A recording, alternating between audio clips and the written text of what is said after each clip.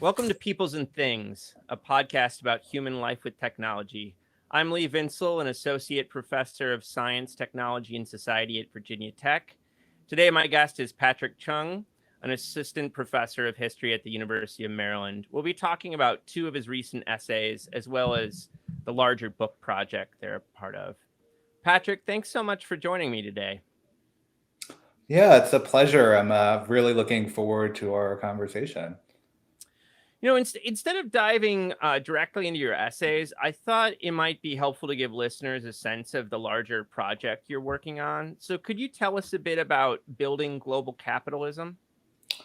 Yeah, so my larger book project looks at the role of the US military in the global economy, and it does so by examining sort of South Korea, both as a site for the development of global capitalism as sort of this exemplary case study. I think a lot of people see and think about South Korea today as this really high tech exporter of technologies and increasingly pop culture, which I Yeah. find to be quite amazing given growing up how being Korean wasn't necessarily the coolest thing, but now with bands like BTS, it is very much in Yeah. vogue. So they think about South Korea in those terms. However, after World War II, South Korea was one of the poorest countries in the world. Hmm. So my project initially began with that sort of problem. How was it that South Korea was able to transform itself when there are so many other examples of sort of decolonizing nations not quite achieving the same level of economic development Yeah. and sort of technological sort of advancement. And over the course of my research, the US military just showed up everywhere. I like went into the project thinking that I would look at records of mostly, policymakers, potentially business people, but actually it was military officials and some of Huh. them, many of whom I've never heard of before, like Yeah. engineers and sort of the middle management Hmm. of US military operations in South Korea. So over the course of the project, I've really sort of developed this argument that the US military, particularly through its relationships with South Korean businesses and patronage of South Korean sort of research, development, production, distribution networks, really played a central role in not only sort of South Korea's emergence, but I hope to make this argument in the larger book project that's sort of part of a larger phenomenon where the US military played this essential role of integrating Hmm. economies around the world during the Cold War. Yeah. I mean, South Korea is known as, what used to be called the Asian Tigers, this set of Asian nations that kind of their economies grew very quickly in the post World War II period. And your faculty page says that, your project, you traces the impact of the U.S. miraculous in quotation marks growth of the South Korean economy. And miracle is a word you hear thrown around, or like these Asian tiger, so-called Asian tiger nations, like all the time. So is one of your findings that maybe this growth was not so miraculous, or that it wasn't a miracle in the end? Yeah, that's a great question. I think I have two thoughts. First, initially, it was in square quotes because I was interested not in particularly putting forth another narrative about South Korea being this sort of exemplary case and sort of a Hmm. success story unambiguously. That I think a lot of sort of literature about sort of US developmental assistance and nation building efforts, particularly Yeah. from the US government, sort of purports South Korea as. In a lot of ways, South Korea's economic development went along went or along with it came a lot of negative Yeah. consequences, not only sort of for people in South Korea, but around the world, right? So sort Yep. of, I was most interested in some of the labor issues that surrounded Hmm. South Korea's economic growth. Sort of the exportation of South Korean products went hand in hand with the exploitation of workers in South Korea, Yeah. right? So I think sort of exploring some of the dark sides of South Korea's economic growth was one of the reasons for putting miraculous in square quotes. Yeah. And another one is sort of talking, I think this term, sort of like Watergate, is often bandied about in different contexts, right? Sort of to describe rapid economic growth, particularly that which occurred during the Cold War. So I think one of the first instances was actually talking about Germany immediately Yeah. after World War II. And sort of what's interesting is a lot of the places where this quote unquote miraculous economic growth occurred, the US military was actually Yeah. a big part of in terms of Yeah. its sort of presence there. So Germany, Japan, South Korea, I think a lot of these different nations that became, I think, sort of the leading industrial economies in sort of the capitalist free world, um, did so partially because of the US military's presence and sort of, I would argue, the US military's uh, spending and defense dollars. And sort of those are sort of, I think, the two aspects of the story that I really want to highlight in sort of saying miraculous growth of South Korea. Yeah. That makes a lot of sense to me. So one thing I like to do in this podcast is kind of give listeners a sense uh, of scholars as human beings. So like how did you get into this topic? Yeah, I think this is an interesting story because I gave you sort of a small part of the unexpected nature of this project with the military. Yeah. But coming into grad school, I was most interested in looking at Asian American history, sort of growing up.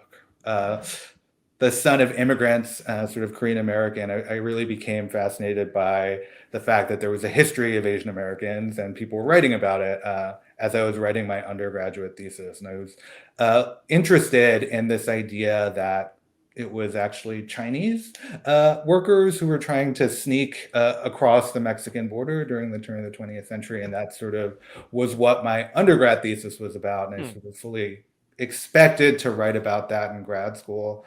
But for very practical reasons, on one hand, I couldn't speak Chinese really well enough to work with sources Yeah. or Spanish, which actually made me start to look around for other potential topics. I did speak Korean, and like I said, my parents were immigrants to the US. And just those two things actually made me naturally gravitate towards South Korea and looking at South Korean history. Um, and then over the course of doing readings for my exams, I got interested in this these parallel stories that I didn't see being talked about in this single framework. One is this rapid economic growth that you see in countries throughout East Asia, South Korea being one of them. And the other deindustrialization that was going on in the United States. To me, those stories just sort of on an instinctive level seem like obviously tied together. Yeah. But over the course of my research, I really uh, looked for ways or found that it wasn't as simple. It wasn't a one-to-one relationship where I could talk about sort of find sources that talked about, factories moving directly from the United States Yeah. to South Korea, for instance, which is what I was looking at. So it was really through kind of those struggles that this story about the US military really came to the forefront in a lot of ways. Since completing that research and writing the dissertation, I've been looking at sort of more the kind of interesting everyday ways in which that relationship translates, and I think it's really appropriate to talk about with you just because I've become really interested in the history of technology, right? I think one of the Hmm. things that is really interesting to think about is just sort of not only the flow of products and materials back and forth from the United States to South Korea and abroad, but also the production of these materials, right? I think Yeah. that's really became the focus of my research and really is actually what has held my interest, the ways in which the production of materials, which, we think about occurring in sort of a single site, single factory, they sort of take the materials, put together, really becomes dispersed throughout the Yes. world, right? And I That's think right. that's one thing that I've been trying to find ways to articulate to people, and sort of using South Korea as this sort of very specific example, but kind of as an important node in this sort of larger diaspora, and this is not the right word for it, but diaspora of production, right? So looking at South Korea as a way to get into these, what are today really sort of global, and sort of a global network with people and locations and capital involved all around the world. Yeah. Maybe we could transition here to talking about your essay From Korea to Vietnam, which appeared in Radical History. The subtitle is Local Labor, Multinational Capital, and the Evolution of Military Logistics. And I feel like a helpful bit of background for this essay is how historians so far have talked about the history of shipping containers and containerization. So do you want to kind of can you outline kind of the story of containerization as it's kind of existed before you wrote this essay? Yeah, I mean, I think I got my introduction, like a lot of people, to that scholarship from Mark Levinson's The Box, which is a great book that really talks about containerization, I think, from a global perspective, but in a lot of ways, the central players are sort of American, right? He talks about the ways in which sort of Malcolm McLean and a lot of shippers in the United States really helped bring about this globalization of shipping, right? The ability to produce products almost anywhere and have them consumed wherever in the world. And I think in some ways, the book is great for really mapping out that trajectory, and also in a lot of ways highlighting the role and partnership between corporations and the US military in making this a global phenomenon. And I think from there, there are different sort of focuses I found that have talked about this story. One of them is the story about labor, right? So containerization, while great for consumers, has actually been devastating for a lot of workers in the various logistical industries, right? So stevedores being the most obvious example, right? So mechanization being a way to lower wages or sort of completely eliminate jobs. So there's this rich labor history, which I actually found to be, quite interesting, and sort of something that I hoped my work could add a little bit of context to, because sort of in contrast to those histories that in a lot of ways focus on the United States and sort of Western Europe, many of the major players being from those countries, I wanted the article to look at South Korean players in containerization, because one of the major kind of success stories of the South Korean economy was sort of logistics firms, Hanjin being the company that I talk about in the article. You might be more familiar with Korean Airlines, which is part, or was once a part of, sort of that larger Hanjin group. But Hanjin became, by the late 1990s and the early 2000s, one of the largest container shippers in the world, like one of the largest shipping companies in the world, right? So, so through that process, and by looking at containerization in Hanjin, I kind of broadly wanted to sort of outline the argument that I've been talking to you about throughout this podcast, but also show that how non-Western companies actually were central to this process of containerization.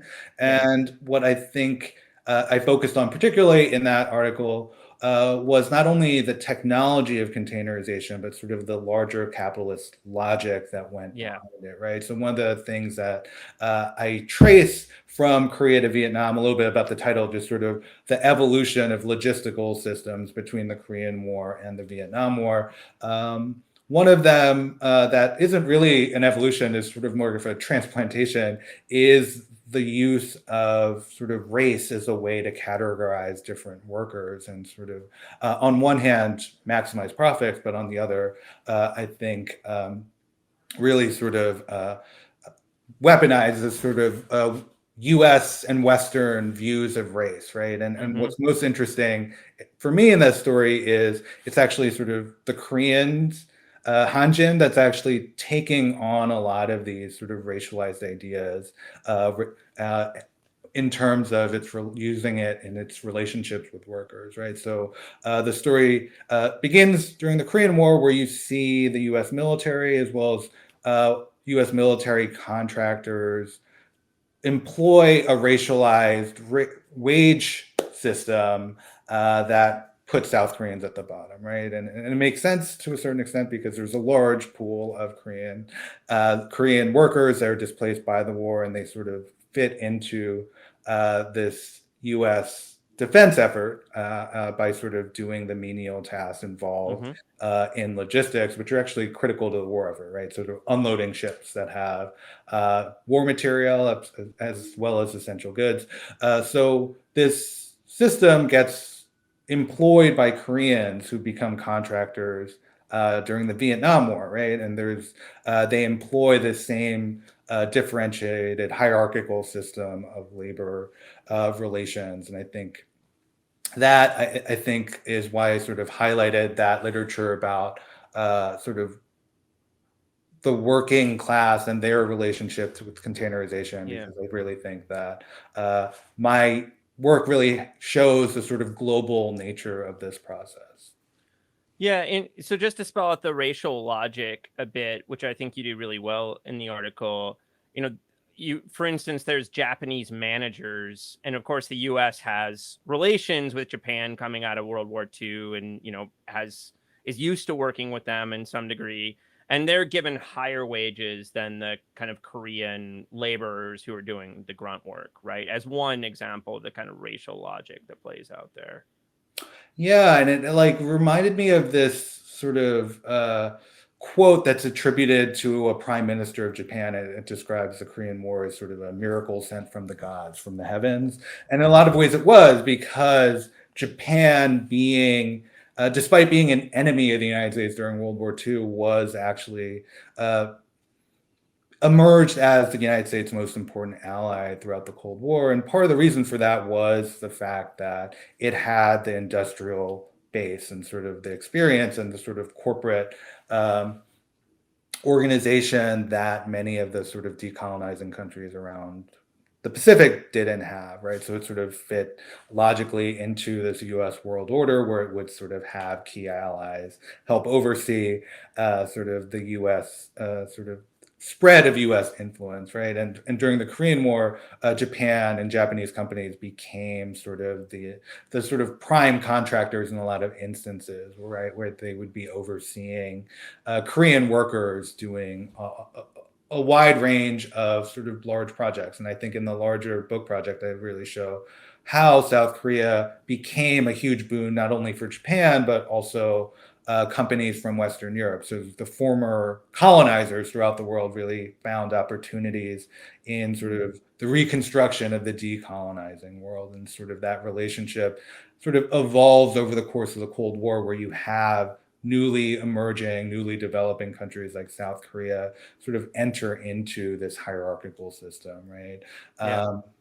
And I think that's really sort of something that I hope my work adds to this understanding of the East Asian tigers, right? It was Yeah. like an outgrowth of this larger trajectory, but also sort of the exploitative nature that a lot of this economic development sort of relied upon. Yeah. I thought you really effectively used the story of I might botch this, but Cho Chunghoon, the founder of the Hanjin Corporation. I just thought it was a fascinating story, and so can you tell us a bit about Cho and how he got started in this whole project, which eventually becomes this enormous conglomerate, but actually starts out quite small. Yeah, I found him to be like a fascinating way to look at the story, because in a lot of ways, like South Korea, he's held up as this model of why sort of capitalism works, right? So he was very sort of Horatio Alger, pull himself up by the bootstrap story. He started as a small shipping or sort of trucking company out of Incheon, which is the port city that's west of Seoul.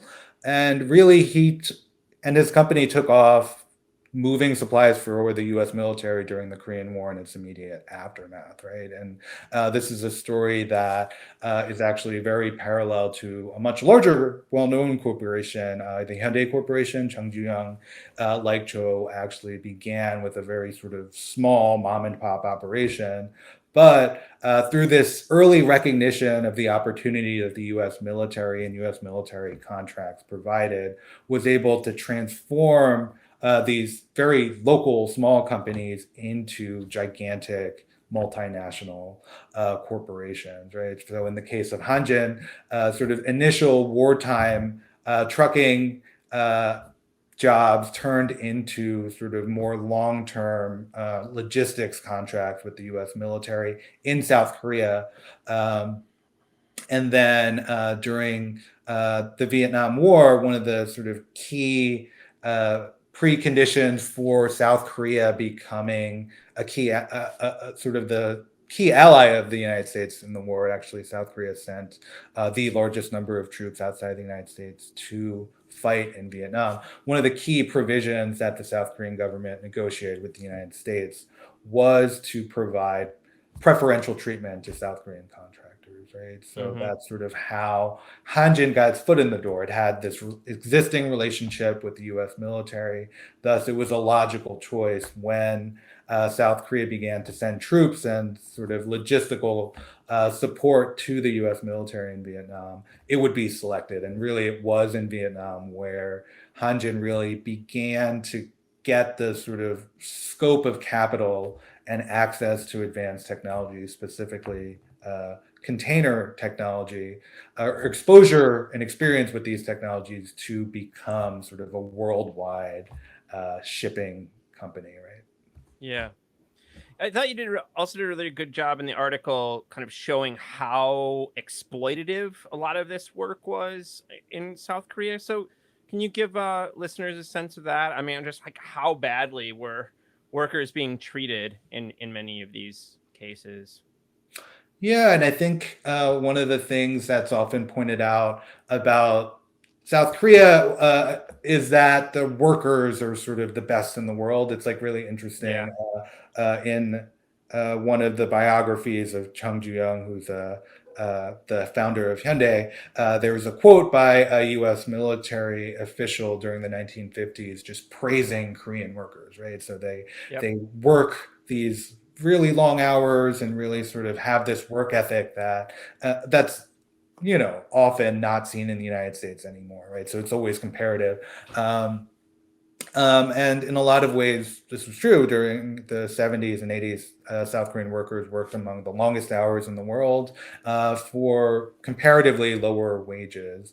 But sort of the truth about some of these narratives that are often spun in positive ways of this hard work paying off with South Korea taking off and developing was that, they just really didn't have any recourse to the demands of management, right?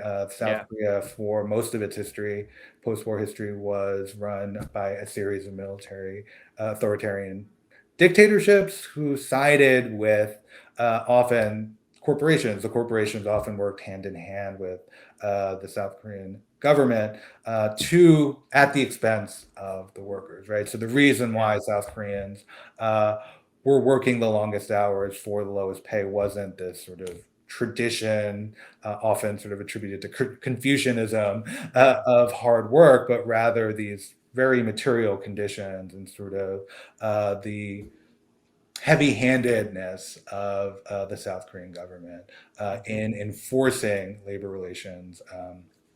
And sort of the reasoning for it that was given was sort of the need to develop the country.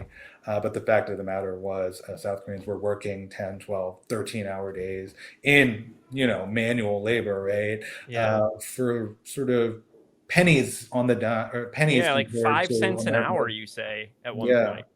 Yeah. So I Wild. think that's really sort of pretty, yeah, I think an important part of the story that often is overlooked. Yeah. I guess there unionization efforts, or was that just like stamped out whenever it would pop up? Yeah, and I think the thing about the unions in South Korea is they were very much working with the South Korean state. I think Yeah. there, at least in the initial post World War II period, there was this groundswell of more left wing demands for redistribution among the workers, and there were efforts to unionize uh, along non-corporatist unions, but like I said, South Korea, often with the support of the U.S. and the U.S. military, stamped out a lot of the more radical elements Hmm. within the South Korean uh, workers' movement. And by the time of the 70s, the sort of largest official unions were sort of relied upon and worked closely with the South Korean state, right? So. Yeah.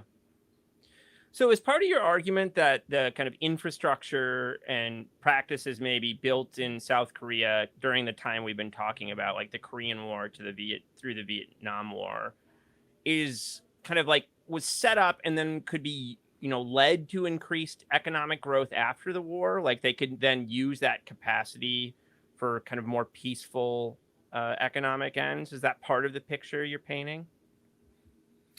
Yeah, I think that is a good way to put it. I don't know if I think I might choose a different word than peaceful, but Yeah, this yeah, sort of evolution. I think one of the historical developments I really want to trace is how supply lines, and this is sort of the title for a chapter in another book chapter that I published.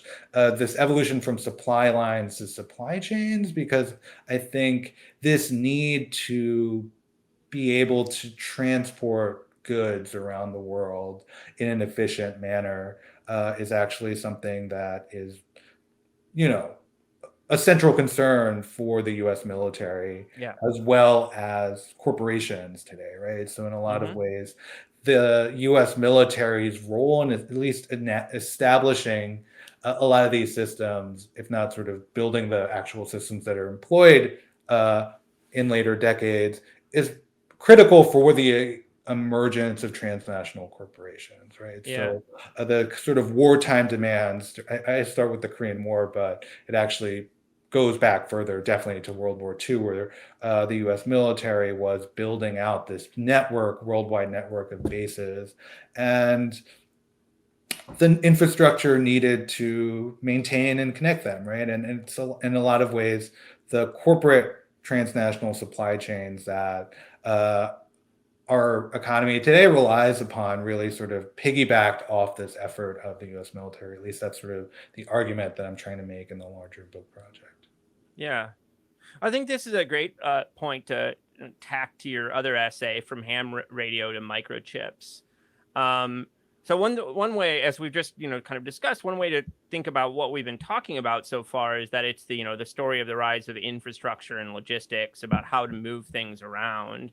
But there's also an important story to be told about South Korea, about what was being moved out of South Korea eventually, that played a role in its economic growth. So the subtitle of the essay is Kang Ki Dong, the U.S. military and the rise of global high tech. So maybe we could start with, who is Kang Ki Dong? Life tell us about these larger issues.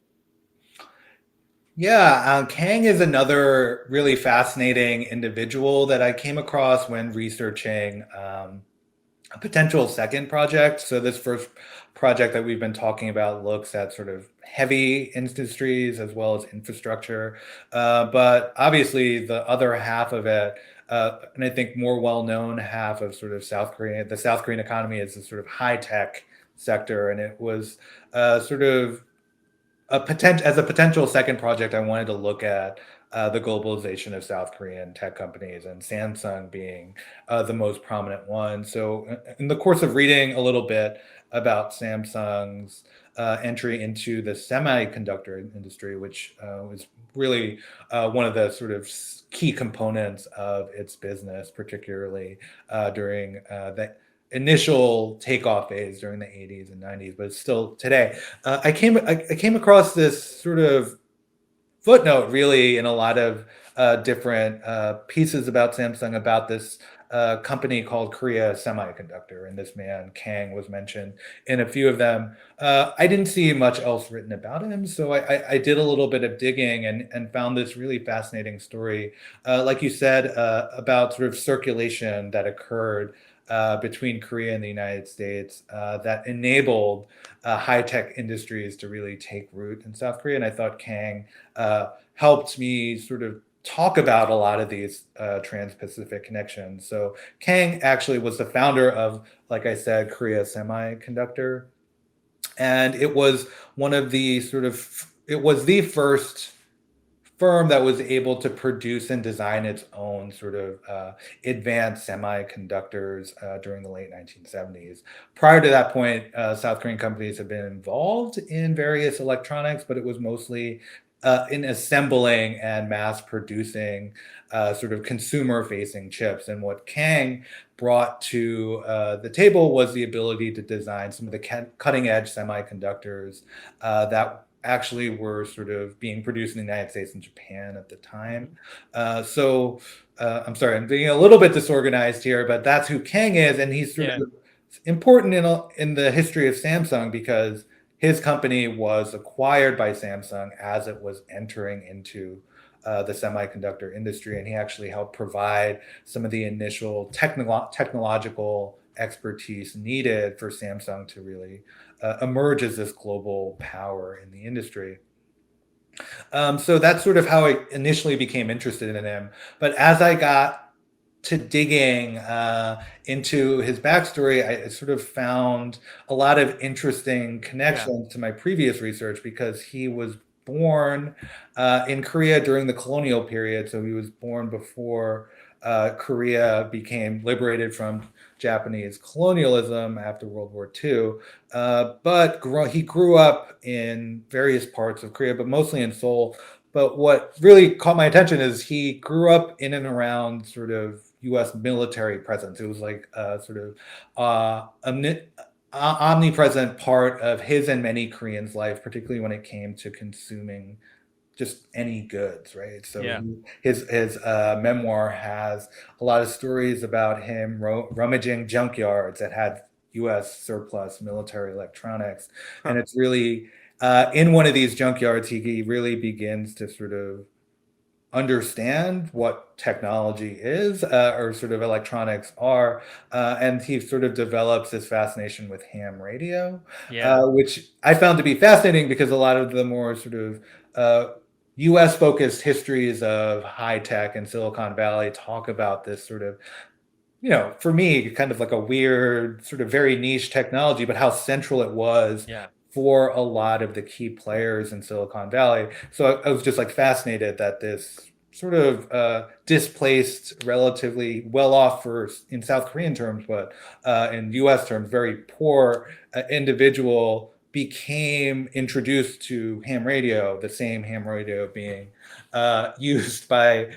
in the United States through US military bases. So sort of through Yeah. surplus electronics, he gets interested in ham radio. And then from there, he sort of enters into the most prestigious university at the time, and still arguably today in South Korea, Seoul National University. And there he enters the electrical engineering department with the hopes of sort of pursuing his passion for not ham radio necessarily, but communications technology, right? So sort of Yeah. what's fascinating there for me too is the electrical engineering department at Seoul National University would not be there without sort of the support of the U.S. military. So Uh, following the Korean War, the U.S. military is involved in sort of rebuilding the education system in South Korea, and it prioritized sort of electronics and sort of technical fields that would help uh, South Korea be able to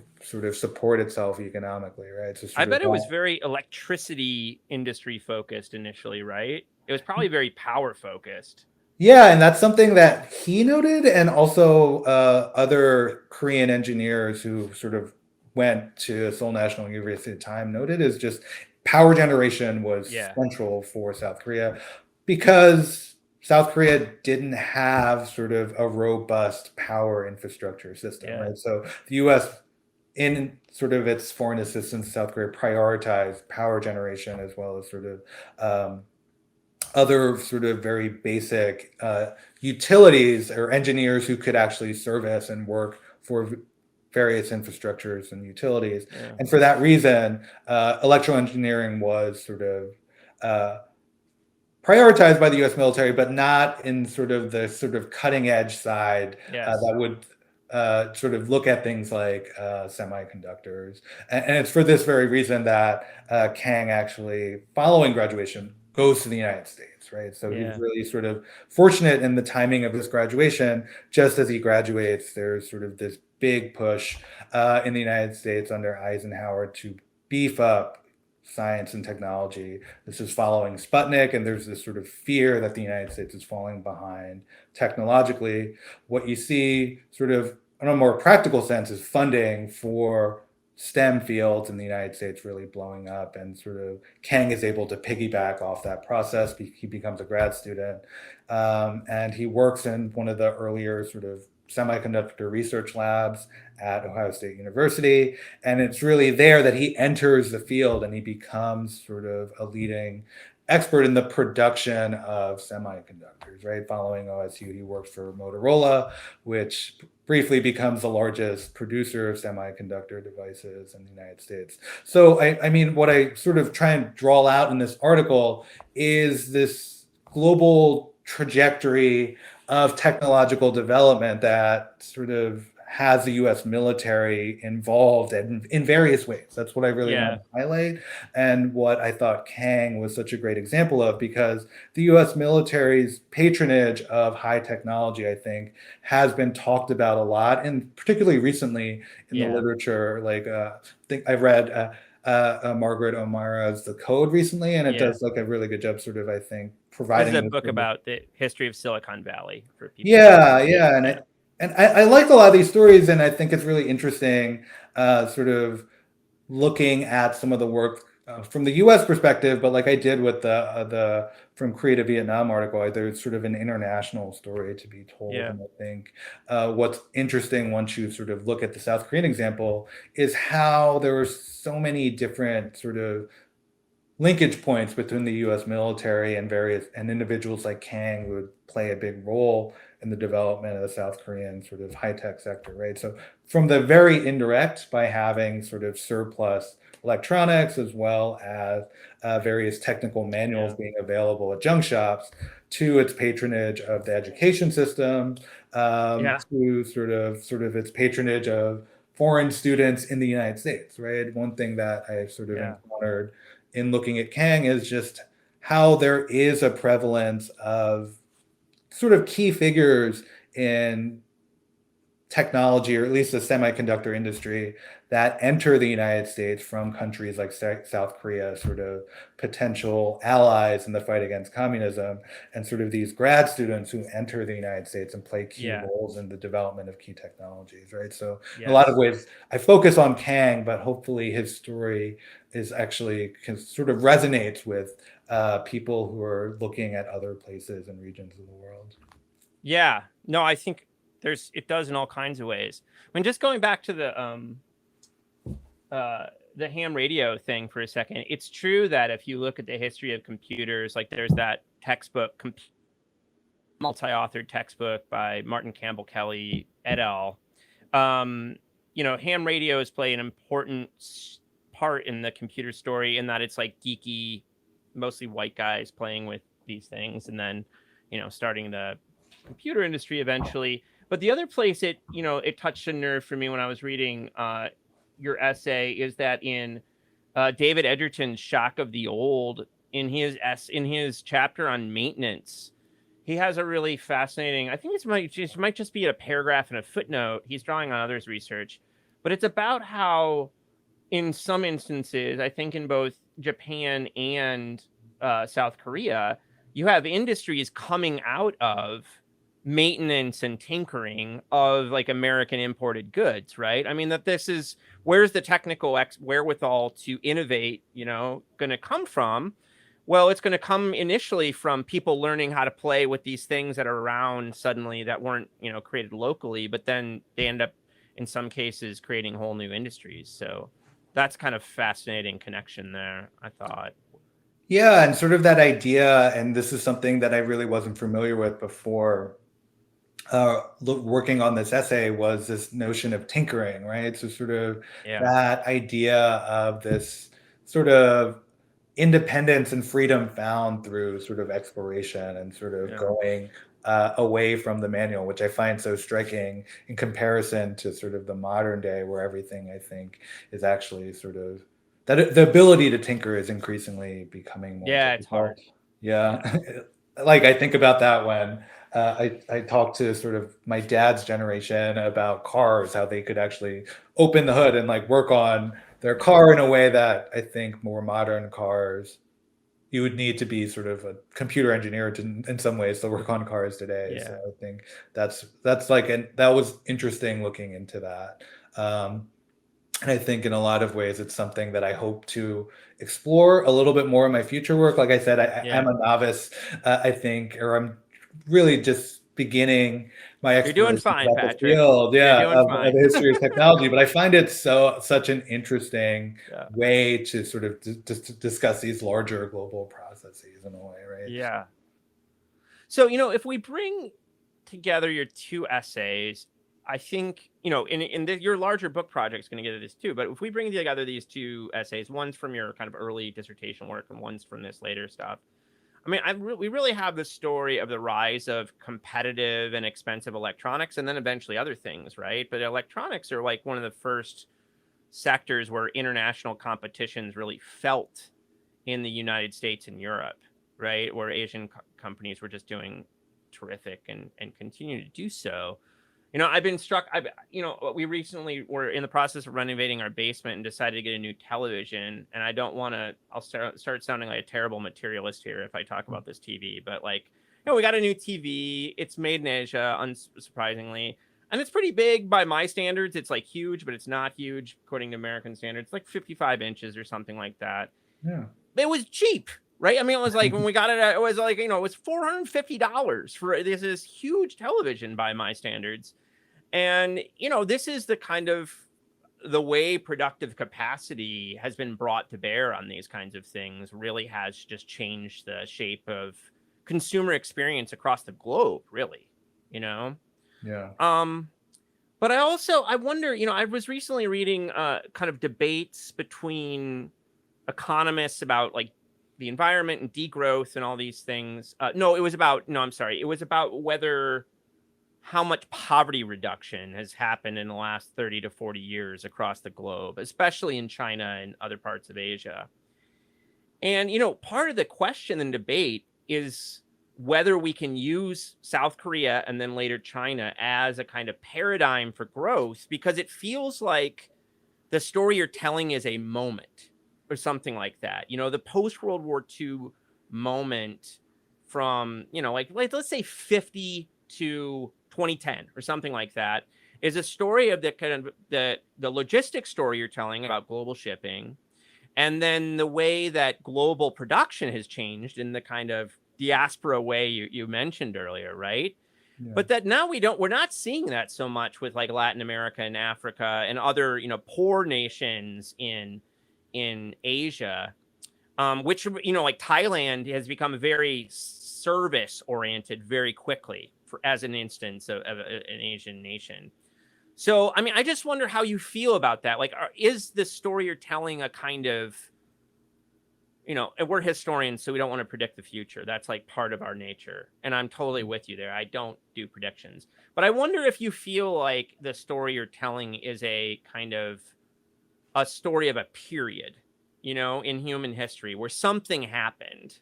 Yeah. And now we're living with the ramifications of it. But it's not necessarily true that it's going to continue happening in the same way, something like that.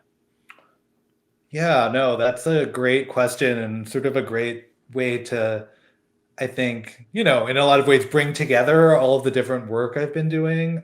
I guess one is to preface, yeah, I don't know if I can make any sort of predictive statements, but I think the story that I tell is very sort of centered in a moment in history, and I think even though my work spans the entire Cold War period, a lot of the sort of key developments, I think, and trace happened during the 1950s, right? I think one of the things Yeah. that really is critical for my story is the way that following World War II, the United States had this sort of hegemonic role in sort of the global economy, right? You see most of the developed world sort of recovering from combat after World War II and sort of devastated in ways the United States wasn't Yeah. on one hand, and sort of on the other, sort of with the emergence of the Cold War, you see the sort of emergence of the U.S. military as this global player, right? I think these two factors are very unique to that post World War II moment, and this sort of goes along with sort of the work you do is. The key sort of development for a lot of what I'm talking about is the initial sort of standardization that occurs from this process, right? Yes. So having the US military and sort of US industry develop into these dominant players in the global economy during the immediate post World War II period enables it to standardize various production processes, but also sort of business and sort of Yep. distribution, consumption processes in ways that, on one hand, make a global economy possible, but also I think bring about some of the negative consequences that are becoming increasingly apparent today, right? Totally. Yep. Whether it's from sort of the issues of labor exploitation to sort of what's going on with COVID, right? So I Mm. think that is a very unique aspect of my story. I would like to say it's not, I don't think this idea of standardization itself is unique, right? I think there are various times and places where sort of hegemonic powers were able to impose their standards Oh yeah. on large swaths of the world. What I think is relatively unique up until I think the present is the sort of almost global scope of Yeah. this process that occurs following World War II, right? One thing that's really notable in my initial research about the Korean War was how US military engineers were often complaining about sort of work like paving a road, for instance, in Korea that the Japanese did, right? That didn't quite fit U.S. standards. Like the key factor in roads for U.S. military engineers is whether they were wide enough and strong enough for vehicles, so like jeeps to fit in. And Yeah. some of the roads that the Japanese built in South Korea, even if they were intact by the time the U.S. military got there, weren't up to U.S. standards, right? So Yeah. the Japanese were attempting, I think, a lot of sort of empires impose their standards on large swaths of the world. But what is, I think, I would argue, relatively unique about that initial post-war period with the United States is how it was able to do so on such a large scale, almost sort Yeah. of throughout the entire quote unquote free world. So I think yeah, so I think I'll leave it at that. I think it is very unique. A lot of what I talk about occurring in the subsequent decades actually is sort of an outgrowth and sort of consequence of that initial 1950s period where you see Yeah. the US able to impose its standards on so much of the world. Yeah, I love that. That's great. And I think you answered a question I have about like why we just always find the, whether we look at Silicon Valley or digital technology, like US military and intelligence are always like just behind the curtain. But, the Cold War when the US military is just a huge force on the global scale. Yeah. I had a question, a kind of historical, theoretical, methodological question. I don't know how to characterize it exactly, but I was just wondering about how you think about the technical term would be like agency in your story. So on the one hand, I have some friends who are historians of Korean technology, and I just know I get a sense from their work that you have like incredible nationalist myths within South Korea about why South Korea is so great and mighty, right? So that's one story we could tell about not mighty in the military sense, but in the economic sense, right? And that's one story you could tell about one extreme story you could tell about South Korean industry and technology. And then on the other hand, you could have, on the other side of the spectrum, you could have a story where it was all about U.S. military intervention, right? And so it becomes kind of a Western hegemonic force kind of story that's what really creates this change. And obviously, you don't want to do either one of those, right? I mean, the whole conversation's been about how you don't want to do either one of those, but like how, I just wonder how you try to strike a balance between those two extremes and how you think about like the agency of the military actors, and you talk about all these wonderful low level people, not just like generals, versus the agency on the ground in Korea by Koreans. No, that's a great question, and that's something that I definitely can sympathize with. My parents are always just sort of like, "You got to buy Korean," you know. It's just sort of like there is a nationalistic pride when you see sort of like an LG TV or what have you. I think one way that I've been thinking about it, and I don't know if I've quite succeeded in articulating it yet, is to think about the U.S. military sort of as like, I guess to use like a technology terminology, sort of like a platform. That's sort of how I sort of understood the military, is not sort of necessarily a U.S.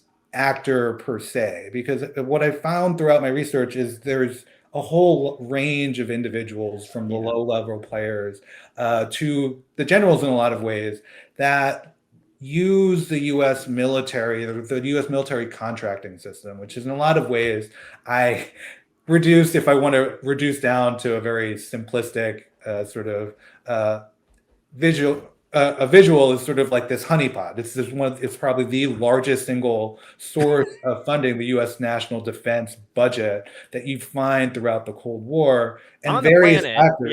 Yeah, on the planet, right? So sort of that pot of money is being used by a range of individuals. And like what I try and highlight is they're not just in the United States, they're not just Western, and they obviously, depending on who they are, have a different relationship and the level of access to this pot of money.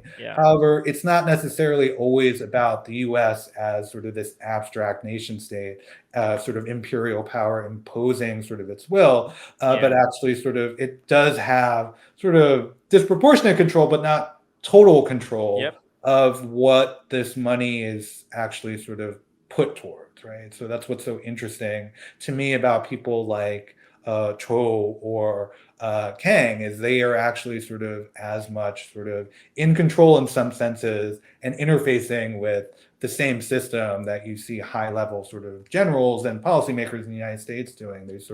There's a logic of contracting and procurement that's very abstruse and difficult and opaque for a reason, but it's a process that many people around the world sort of have access to, and that's what I find so interesting about this idea of standardization. It's sort of the standards are decided by those in power, but once they're established, I think they can be exploited and used by individuals across the spectrum of power, geography, and time. So I mean, I don't know if that answers your question. No, it but does. that's sort of how I'm like thinking about the U.S. military. It's sort of as like not just an institution, but just sort of as this kind of nexus whereby various sort of relationships are negotiated. No, I love that. I mean, I think that standards create some rules of the game, and then other rules come from other places, and then there's a big question about how the different players play it in terms of style and all that kind of stuff. So sense to me. Patrick, thanks so much for doing this. I'm really excited by your work, man. I just I wish you the best. Keep going. You're telling really, really cool and important stories. So thank you for doing it. Yeah, thanks so much for your question and the opportunity. This was a lot of fun.